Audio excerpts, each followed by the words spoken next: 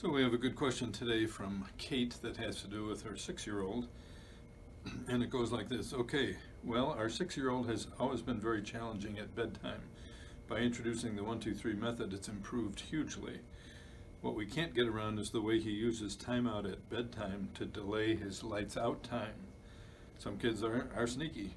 If we do manage to get him to bed without timeout, we read him stories and do the usual 20 to 30 minute calming routine of low lights and stories, etc. About 20 to 30 minutes later, he either comes downstairs telling us he wants another cuddle, or has a tummy ache, or has a nightmare, or just wants to tell us something. Other times he doesn't come downstairs but lies in bed banging the wall and shouting for us.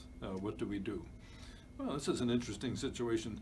But I think it's solvable. You want to remember there are two reasons that kids don't want to stay in bed at bedtime. One is it's boring to go to bed, and the other is fear. And this sounds like a case of some anxiety at bedtime. So what I would suggest is you use your basic bedtime method like you're doing, and then what you want to do is do the cut them off at the pass routine, which is described in chapter 17 of the book.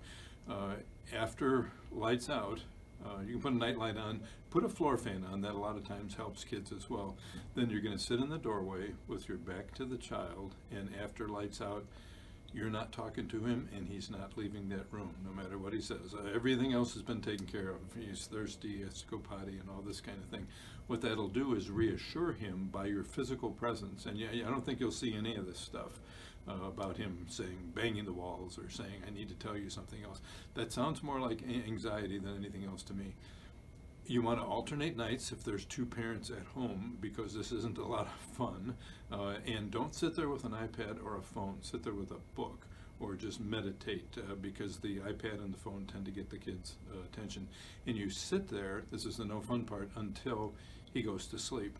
And what you'll find is, as the nights go by, he'll go to sleep faster and faster and faster. Don't try and pull any fast ones.